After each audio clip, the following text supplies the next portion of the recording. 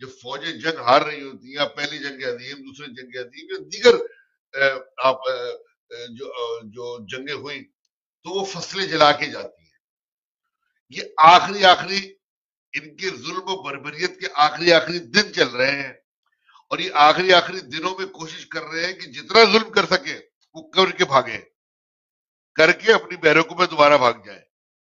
تو ایسا نہیں ہوگا، ان سب کا احتساب ہوگا جو یہ ظلم جو بربریت کرے. ابھی میں ٹی وی پہ دیکھ رہا تھا، سلائڈ چل رہی تھی کہ موجودہ وزیر اعظم جو سلیکٹڈ وزیر اعظم ہے کاکڑ صاحب، وہ یہ فرما رہے ہیں کہ ہم نے کسی سیاسی جماعت پہ کوئی پابندی نہیں لگائی، ہم نے کسی سیاسی لیڈر پہ کوئی پابندی نہیں لگائی، صاف اور شفاف انتخابات ہوں گے.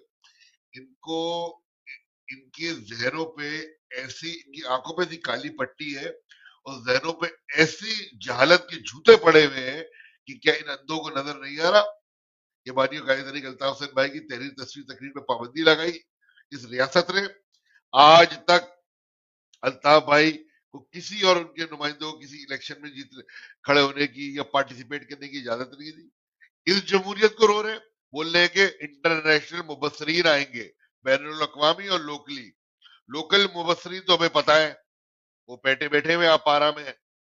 جب انٹرنیشنل مبصرین بھی منہ میں تمہارے جوتے مار رہے ہیں، پوری ریاست کے سامنے ایک سوال کھڑا ہے کہ وہ لوگ پاکستان کی تیسری بڑی سیاسی جماعت، سندھ کی دوسری بڑی سیاسی جماعت، کروڑوں مظلوموں کے قائد، جس ایک ایسی جماعت متحدہ قوم جس کا ٹریک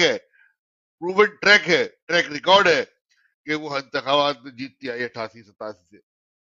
آج ان کو سیاسی سرگرمیوں کی، ایم کیو ایم کے قائد کو، ایم کیو ایم کے کارکنان کو سیاسی سرگرمیوں کی اجازت نہیں ہے. یہ کرا کے دیکھ لیں جس تباہی.